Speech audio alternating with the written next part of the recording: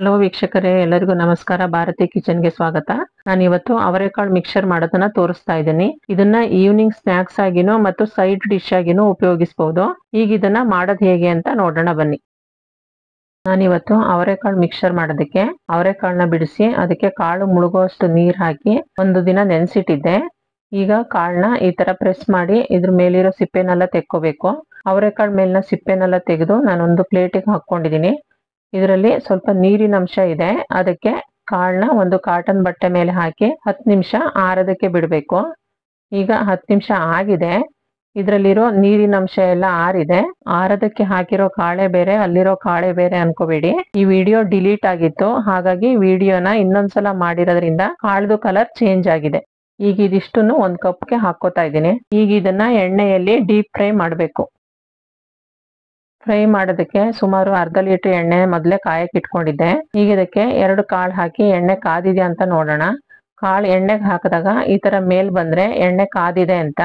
ಈಗ ಬಿಡಿಸಿ ಇಟ್ಕೊಂಡಿರೋ ಅವರೆಕಾಳನ್ನ ಎಣ್ಣೆಗೆ ಹಾಕ್ತಾ ಇದ್ದೀನಿ. ಕಾಳನ್ನ ಎಣ್ಣೆಗೆ ಹಾಕುವಾಗ ಉರಿನ ಮೀಡಿಯಂ ಆಗಿ ಇಟ್ಕೊಳ್ಳಿ. ಹಸಿ ಕಾಳು ಆಗಿರೋದ್ರಿಂದ ಸಿಡಿಯೋ ಚಾನ್ಸ್ ಇರುತ್ತೆ. ಹಾಗಾಗಿ ಆಮೇಲೆ ಉರಿನ ಹೈ ಫ್ಲೇಮ್ ಇಟ್ಕೊಂಡು ಫ್ರೈ ಮಾಡ್ಕೋಬೇಕು. ಕಾಳು ಹಾಕಿದ್ಮೇಲೆ ಸೌಟಿಂದ ಆ ಕಡೆ ಈ ಕಡೆ ಸ್ವಲ್ಪ ತಿರುಗಿಸ್ಕೊಳ್ಳಿ. ಅವರೆಕಾಳು ಬೇಯೋದಕ್ಕೆ 5 ರಿಂದ 6 ನಿಮಿಷ ಬೇಕಾಗತ್ತೆ. ಕಾಳು ಬೆಂದ ಮೇಲೆ ಈ ತರ ಮೇಲ್ ಬರುತ್ತೆ ಹಾಗೂ ಎಣ್ಣೆದು ಬಬಲ್ಸ್ ಎಲ್ಲ ಕಮ್ಮಿ ಆಗತ್ತೆ. ಹಾಗೆ ಸೌಟಲ್ಲಿ ಎತ್ತಿ ಸ್ವಲ್ಪ ಅಲ್ಲಾಡಿಸಿದ್ರೆ ಗರಿ ಗರಿ ಶಬ್ದ ಬರುತ್ತೆ. ಈಗ ಇದಾಗಿದೆ. ಇದರಲ್ಲಿರೋ ಎಕ್ಸ್ಟ್ರಾ ಆಯಿಲ್ ಎಲ್ಲ ಹೀರ್ಕೊಳ್ಳಿ ಅಂತ ಇದನ್ನ ಒಂದು ಟಿಶ್ಯೂ ಪೇಪರ್ ಮೇಲೆ ಹಾಕ್ತಾ ಇದ್ದೀನಿ. ಈಗ ಅವರೆಕಾಳೆಲ್ಲ ಫ್ರೈ ಮಾಡ್ಕೊಂಡು ಆಗಿದೆ. ಆಮೇಲೆ ಫ್ರೈ ಮಾಡ್ಕೊಂಡಿರೋ ಕಾಳಿಗೆ ಮಿಕ್ಸ್ ಮಾಡೋದಕ್ಕೆ ಅರ್ಧ ಕಪ್ ಕಡಲೆಕಾಯಿ ಬೀಜ ತಗೊಂಡಿದ್ದೀನಿ. ಇದೇ ಎಣ್ಣೆಗೆ ಹಾಕಿ ಕಡಲೆಕಾಯಿ ಬೀಜ ಗರಿ ಗರಿ ಆಗೋ ತನಕ ಫ್ರೈ ಮಾಡ್ಕೋಬೇಕು. ಉರಿ ಮೀಡಿಯಂ ಆಗಿ ಇಟ್ಕೋಬೇಕು. ಕಡಲೆಕಾಯಿ ಬೀಜ ಹಾಕಿದ್ಮೇಲೆ ಸೌಟಿಂದ ಈ ತರ ಕೈ ಆಡಿಸ್ಕೊಳ್ಳಿ, ಕಾಳು ಸೀದ್ ಹೋಗ್ಬಾರ್ದು ಅಂತ. ಈಗ ಎಣ್ಣೆದು ಬಬಲ್ಸ್ ಎಲ್ಲ ಕಡಿಮೆ ಆಗಿದೆ ಮತ್ತು ಕಡಲೆಕಾಯಿ ಬೀಜದ ಕಲರ್ ಚೇಂಜ್ ಆಗಿದೆ ಮತ್ತು ಇಡೀ ಕಾಳು ಎಲ್ಲ ಒಡೆದು ಸಿಪ್ಪೆ ಈ ತರ ಬಿಟ್ಕೊಂಡಿದೆ. ಇದ್ರಲ್ಲಿರೋ ಎಕ್ಸ್ಟ್ರಾ ಆಯಿಲ್ ಎಲ್ಲ ಹೀರ್ಕೊಳ್ಳಿ ಅಂತ ಅಂದ್ಬಿಟ್ಟು ಒಂದು ಟಿಶ್ಯೂ ಪೇಪರ್ ಮೇಲೆ ಹಾಕ್ತಾ ಇದ್ದೀನಿ.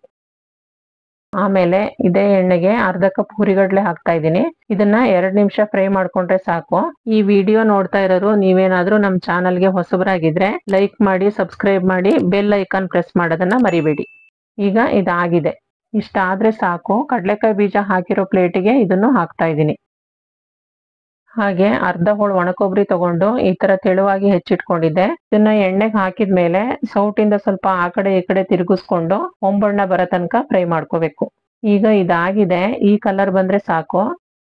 ಆಮೇಲೆ 1 ಹಿಡಿಯಷ್ಟು ಕರಿಬೇವಿನ ಸೊಪ್ಪು ಹಾಕಿ ಫ್ಲೇಮ್ನ ಆಫ್ ಮಾಡ್ತಾ ಇದ್ದೀನಿ. ಕರಿಬೇವಿನ ಸೊಪ್ಪು ಫ್ರೈ ಆಗೋದಕ್ಕೆ ಇದೇ ಬಿಸಿನೇ ಸಾಕಾಗತ್ತೆ. ಕರಿಬೇವಿನ ಸೊಪ್ಪು ಈ ತರ ಗರಿ ಗರಿ ಆದ್ರೆ ಸಾಕು.